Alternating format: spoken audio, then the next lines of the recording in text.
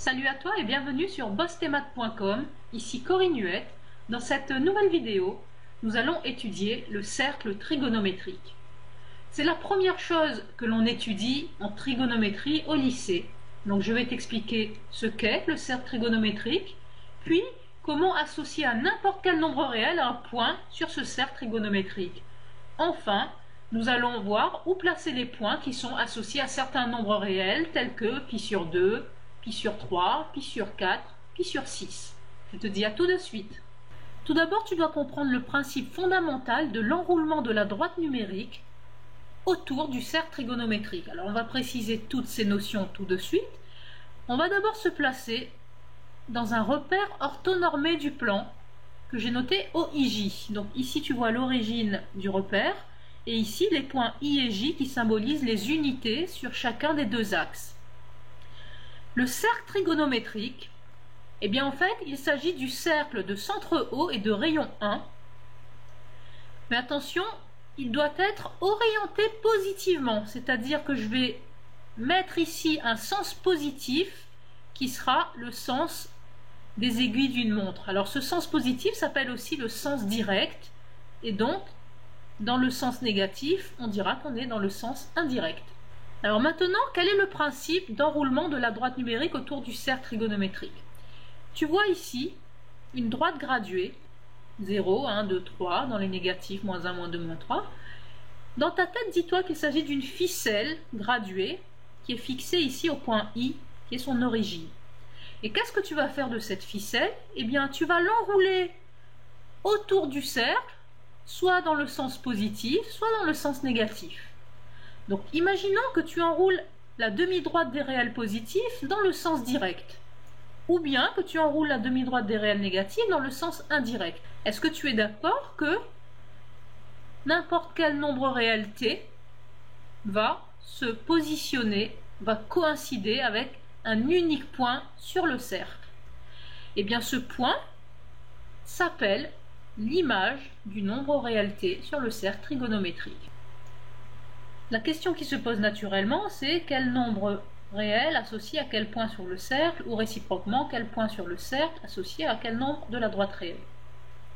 Pour le savoir, il faut revenir au périmètre du cercle.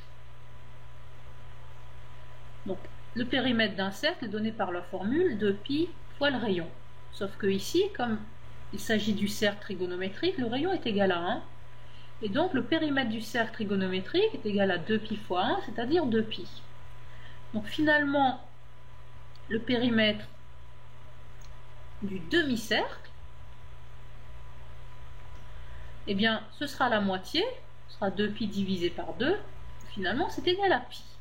Donc, ça veut dire que la longueur de ce demi-cercle est égale à pi. Or, tu sais que pi, c'est un nombre qui vaut environ 3,14. Donc, si je le place sur ma droite graduée, il se situe à peu près ici, pi. Donc, si j'enroule cette droite graduée dans le sens positif, eh bien, la longueur que j'aurai parcourue ici jusqu'au point I', ce sera le périmètre du demi-cercle, c'est-à-dire une longueur de pi. Donc, le nombre pi va coïncider avec le point I' ici sur le cercle. Si tu as compris le principe, regardons ce qu'il se passe pour le nombre moins pi, c'est-à-dire moins 3,14 environ. Il se situe ici sur la droite des réels. Et maintenant, enroulons la demi-droite des réels négatifs dans le sens indirect, comme ceci. Alors, on va parcourir tout le demi-cercle avec une longueur égale toujours à pi. Et donc, le nombre moins pi va aussi se superposer au point I' ici.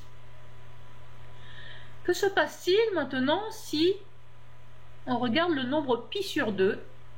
3,14 divisé par 2, ça vaut environ 1,57. Donc ça va se situer à peu près ici, sur la droite des réels. Alors, tout le demi-cercle ici a une longueur de pi. Donc si je prends la moitié, ce quart de cercle ici aura une longueur de pi sur 2. Et donc le nombre pi sur 2 va se positionner ici sur le cercle au point J. Si l'on regarde moins pi sur 2, qui vaut environ moins 1,57, Si tu as compris le principe, il va se superposer ici avec le point J', si j'enroule la demi-droite des réels négatifs dans le sens indirect. Est-ce que tu as compris tout ça? Alors, tu dois comprendre le principe fondamental suivant.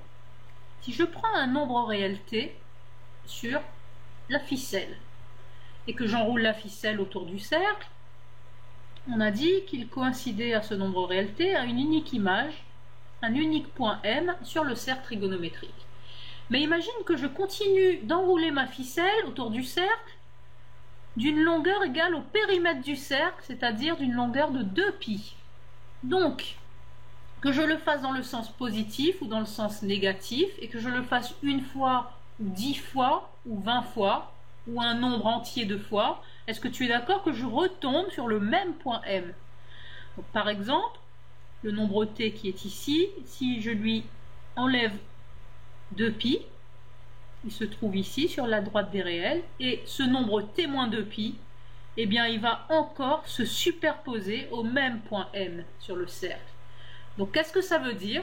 Ça veut dire qu'à un unique point M sur le cercle est associé une infinité de nombres réels qui vont être de la forme t plus k fois 2π, avec k étant un entier positif ou négatif, c'est-à-dire appartenant à grand Z.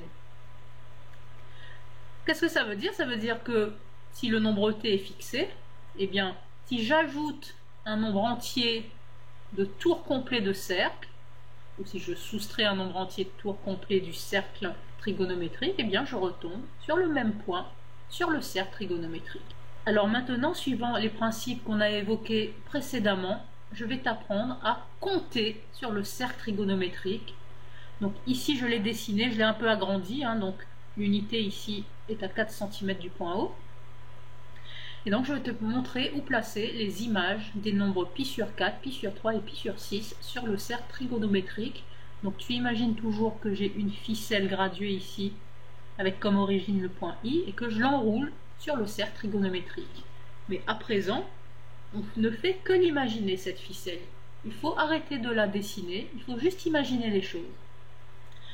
Donc, je vais d'abord te demander de placer sur le cercle trigonométrique les points associés au nombre réel suivant. Alors, ici on a la série avec les π sur 4, ici on a la série avec π sur 3, et ici on a la série avec π sur 6. Alors, tu vois que j'ai fait un certain nombre de traits sur ce cercle trigonométrique, et je vais t'expliquer comment. Tout d'abord, il faut avoir tes repères habituels. Repères habituels, ça veut dire que ici, a priori, le point I est associé au nombre réel 0 sur la droite des réels, sur la ficelle. Ici, le point I', lui, il était associé au nombre π. Le point J était associé à π sur 2 et le point J' à moins π sur 2. Donc ça, ce sont tes repères. Ce qui m'intéresse maintenant, c'est de placer le point associé à π sur 4. Alors, c'est très simple. Ici, on va de 0 jusqu'à π sur 2. Donc, π sur 4, c'est la moitié. Donc, qu'est-ce que j'ai fait? J'ai dessiné ici, en vert, la bisectrice de l'angle OIJ qui coupe l'angle droit en deux. Et donc, là où je croise le cercle, ça correspondra à π sur 4. Tu imagines que sur ta ficelle, je l'enroule sur le cercle positivement. Et donc, le point associé à π sur 4 se trouve ici sur le cercle. Pour moins π sur 4, c'est le même procédé. Ta ficelle, tu l'enroules cette fois-ci dans le sens négatif et tu te rends compte que moins π sur 4, il se retrouve ici. Bon, c'est le symétrique de π sur 4 suivant l'axe des abscisses. Comment faire maintenant pour placer 2π sur 4? Il faut compter. Ici, de là à là, j'ai parcouru une longueur de π sur 4. Donc de là à là, j'ai rajouté une deuxième longueur π sur 4, ce qui me fait 2π sur 4. Et effectivement, 2π sur 4, si tu simplifies cette fraction par 2, tu trouves que c'est égal à π sur 2. Je continue mon compte, je rajoute une longueur de π sur 4 et je me retrouve ici à 3π sur 4. Voilà, et si tu continues le procédé, ici 4π sur 4, c'est bien égal à π. Ensuite, pour placer moins 3π sur 4, tu fais la même chose dans le sens négatif.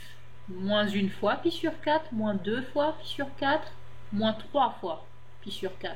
On se retrouve ici sur le cercle. Enfin, pour 5 pi sur 4, ici j'avais 3 pi sur 4. Je rajoute une fois pi sur 4, ça nous fait 4 pi sur 4. Je rajoute encore une fois pi sur 4, ça nous fait 5 pi sur 4. Tiens, je me rends compte que 5 pi sur 4, il tombe sur le même point que moins 3 pi sur 4. Donc je vais dire que ces deux nombres sont égaux modulo 2pi. Ce qui signifie que si je prends moins 3 pi sur 4 et que j'ajoute ou que je soustrais un multiple de 2pi, eh bien cela va me donner 5 pi sur 4. La preuve, je fais moins 3 pi sur 4 et que je lui ajoute 2pi. En mettant au même dénominateur 2pi, ça nous ferait 8 pi sur 4.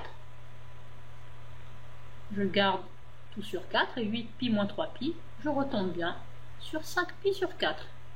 Voyons maintenant comment placer pi sur 3 sur le cercle trigonométrique. Donc toujours pareil, ici on va de 0 jusqu'à pi. Donc pour avoir pi sur 3, il faudrait couper ce demi-cercle en 3 parties égales. Eh bien, cela correspond au demi-arc de cercle que j'ai fait en bleu ici. J'ai piqué mon compas au point I, j'ai fait un rayon de longueur OI et j'ai tracé cet arc de cercle.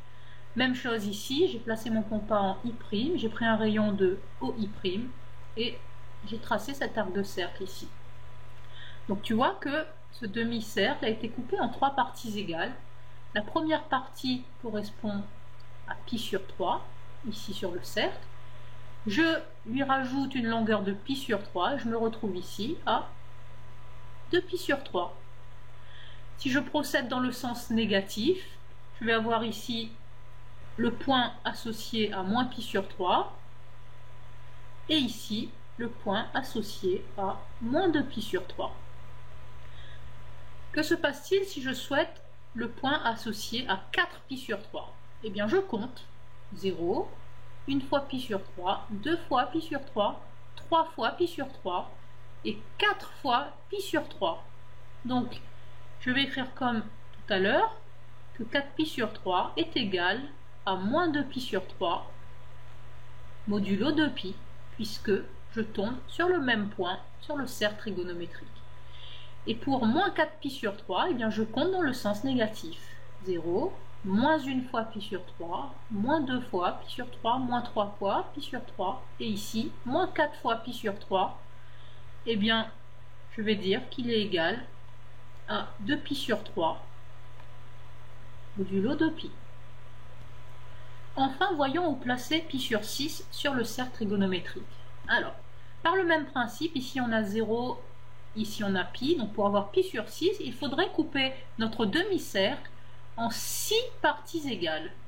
1, 2, 3, 4, 5 et 6.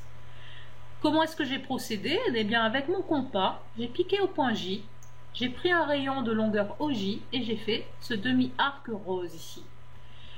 Sur le demi-cercle du bas, j'ai fait la même chose en piquant sur J' et donc j'ai construit ce demi-cercle rose. Donc, ici, la première partie, elle correspond au nombre pi sur 6. Si tu poursuis, que tu rajoutes pi sur 6, ici tu vas avoir 2 pi sur 6 et en simplifiant par 2, tu retombes bien sur pi sur 3. Dans le sens négatif, ici on a 0, donc ici on a le point associé à moins pi sur 6. Comment placer 5 pi sur 6? Alors ici j'avais 2 pi sur 6, 3 pi sur 6, 4 pi sur 6, 5 pi sur 6 se trouve donc ici.